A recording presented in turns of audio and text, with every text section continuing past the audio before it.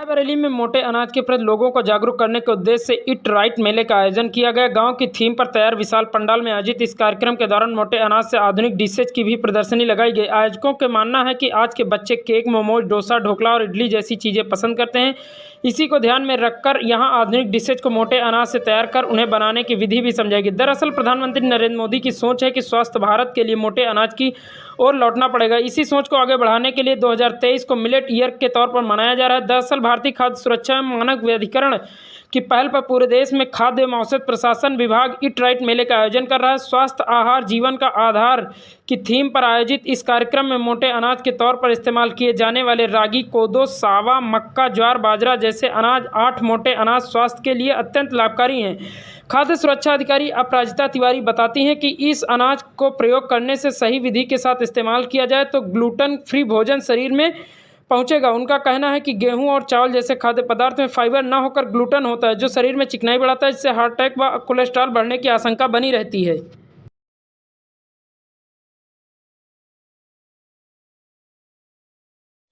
Sir परिचय दे दीजिए अपना। हाँ बोला।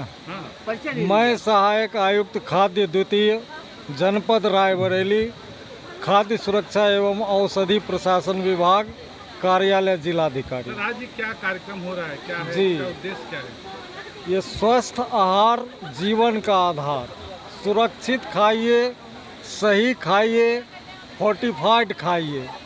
इस थीम पर हमारे भारतीय खाद्य संरक्षा एवं मानक अधिकरण नई दिल्ली, जो कि हमारी रेगुलेटरी बॉडी है खाद्य सुरक्षा एवं औषधि प्रशासन की, उसके अंतर्गत ये कार्यक्रम ईट राइट मेला हो रहा है। जैसा कि मैंने पहले ही बोला कि स्वस्थ आहार जीवन का आधार, तो ईट राइट का यही मीनिंग है। अब इसके अंतर्गत ईट राइट मेला में हमको जन जागरूकता करना है। एफएसएसआई ने ये निर्णय लिया है कि जन जागरूकता के द्वारा ही ईट राइट को सुनिश्चित किया जा सकता है। उसके अंतर्गत एफएसएसआई ने विभिन्न कार्यक्रम जैसे hygiene rating, eat right campus, eat right school, RUCO कार्यक्रम, reused cooking oil, first aid training, इसके बाद जन जागरूकता अभियान के लिए लाइसेंस रजिस्ट्रेशन।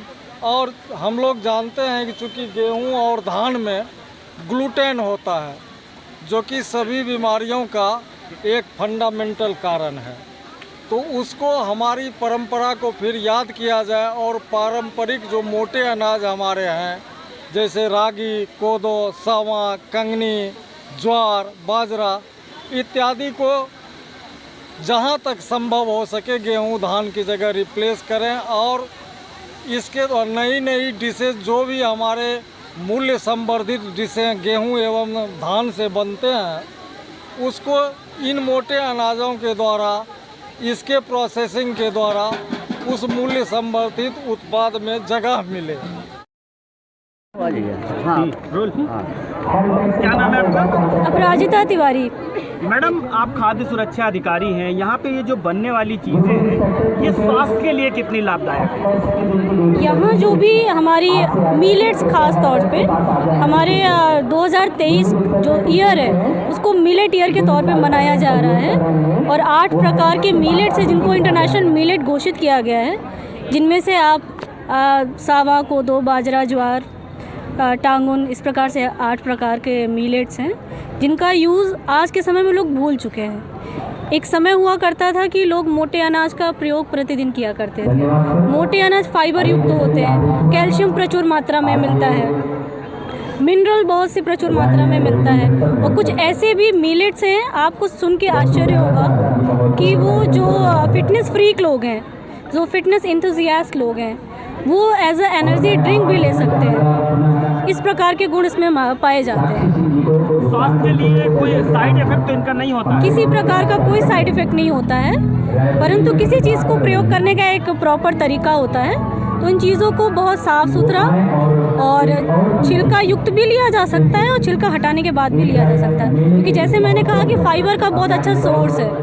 तो इसको अपने जो रेगुलर डाइट है उसमें, जैसे रोटी बना रहे हो आप, तो रोटी में आपने गेहूं के आटे के साथ में इंक्लूड कर दिया मक्का, इंक्लूड कर दिया या बाजरा इंक्लूड कर दिया, ज्वार इंक्लूड कर दिया, तो कहीं ना कहीं जो एक ग्लूटेन फ्री खाने की ओर हम भाग रहे हैं। ग्लूटेन जो होता है वो फाइबर युक्त नहीं होता है, चिकनाई युक्त एक केमिकल, एक कह सकते हैं कि कार्बोहाइड्रेट और प्रोटीन जिस प्रकार का प्रोडक्ट होते हैं उसी प्रकार से ग्लूटेन होता है।